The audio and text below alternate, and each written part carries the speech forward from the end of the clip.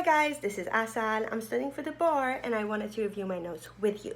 So today I'm studying evidence and I'm studying the admissibility issues. So what are the admissibility issues? The admissibility issues include relevancy, logical relevance, and legal relevance.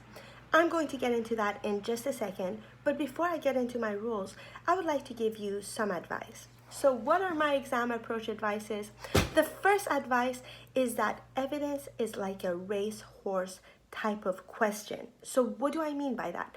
I mean that you're going to have to imagine that you're in a racehorse type of competition. So you're on one horse, all your other competitors, they're all on the other horses, and they're all trying to spot issue. And it's a matter of who spots more issues faster and gets into it faster. You get in, you get out, and you're done. Okay, so remember that. The next thing is that evidence is very susceptible to crossovers. Remember that. What do I mean by that? I mean that evidence can come with civil procedure, it can come with professional responsibility, or you can see it in other places. So remember that it is susceptible to crossover. That's why it's highly unlikely that it will be on the bar exam. The next thing I have to say is allocate your time wisely. So what do I mean by allocating your time wisely? This requires you to issue spot very quickly to see where you'll be spending your time, okay? So what you have to do in an evidence type of question, you wanna go through it and issue spot really quickly so you know how to spend your time. So in this video, I'll be talking about the test for relevancy, the limitations of admissibility, and also the federal rules and the balancing test. And finally, I'll finish off this video with the jury instructions. So I expect this video to maybe even be about 8 minutes to 10 minutes long. We'll see how it goes. So let's jump right into it.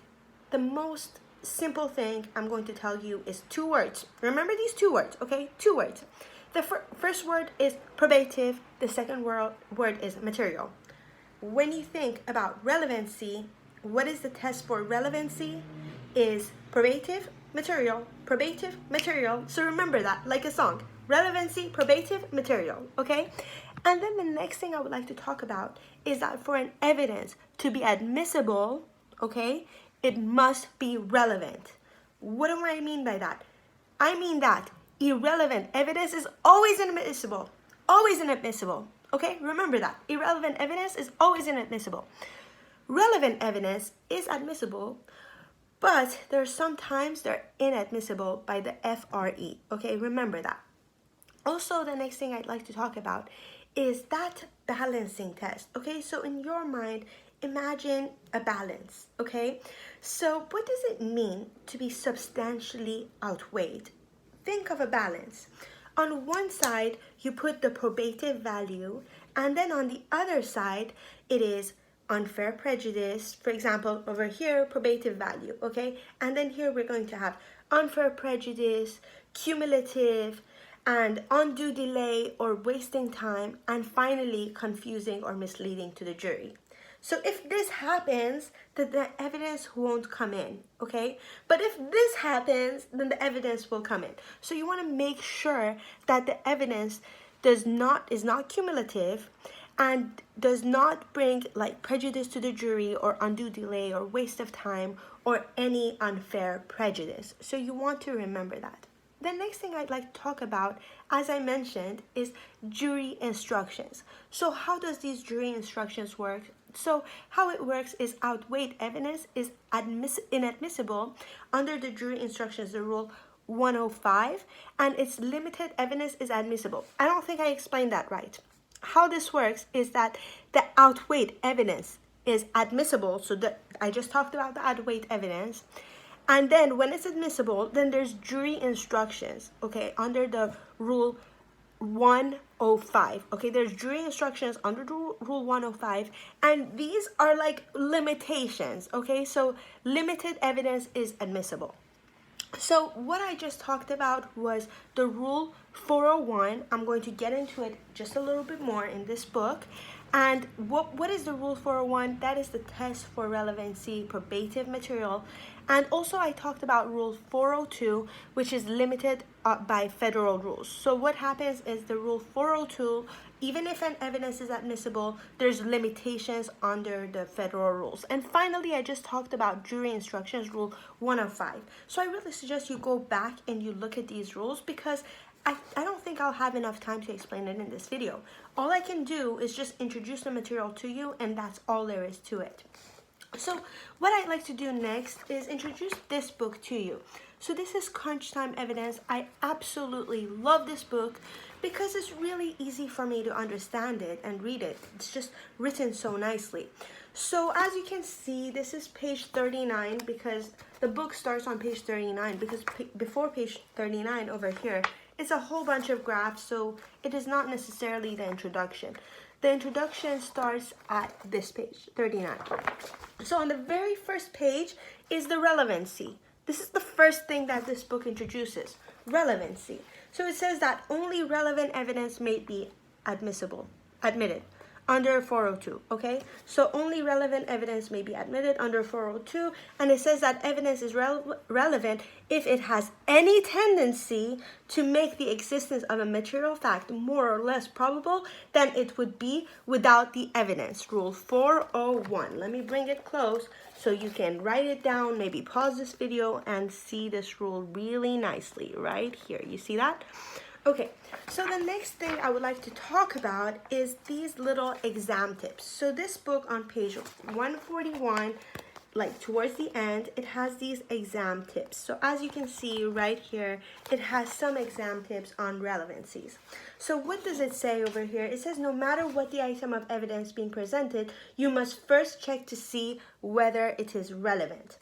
So how does this work? Remember that an item of evidence is relevant if it tends to make the existence of any fact that is of consequence to determination of action more or less probable than it would be without the evidence.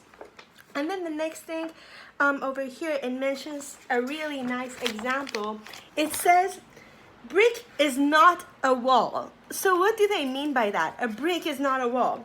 In analyzing relevance, remember that a brick is not a wall, and feel free to quote this rule. In other words, if an item of evidence, let's say like evidence A, is offered as tending to prove facts of X, then the fact that X is still less likely to be true than not true after the proof of A does not block A from being relevant.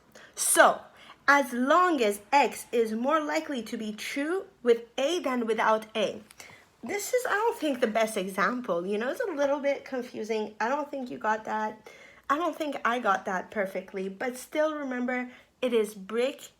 Brick is not a wall, which means that, okay, there's more to it, okay? One cell does not make a human being. Multiple cells make a human being. That's how I analyze this. The next thing is that legally irrelevance, the most common situation where the evidence is irrelevant involves legal irrelevance, okay? So you might, like how this works is that you'll define relevance, you'll go through the logical relevance, and you might conclude that the evidence is logically relevant. Okay, we get that. And then you go through the next part. How you do this, next part is legal relevance. So you write legal relevance, you state the rule, and then what this book says, that what happens is that even you said an evidence is logically relevant, that doesn't make it legally relevant. Remember that. Just because something is logically relevant doesn't make it legally relevant. And then the next thing is probative value outweighed. So also frequently tested, even where evidence is relevant, it's excludable if its probative value is outweighed by its tendency to cause prejudice, confusion, or waste of time. FRE 403. So prejudice is most commonly tested aspect of this rule. So remember prejudice. Remember that word prejudice. Remember rule 403. If you want, you can go back and look at those rules again. the next thing I wanted to do, which it looks like I'm running out of time, is I wanted to compare the two rules together. So I really wanted to compare the FRE with the California rules. But you know, I don't think I'm gonna have enough time. So I'm going to have to tell you goodbye and wish you happy 4th of July, happy Independence Day to all my American friends, and good luck studying. Goodbye.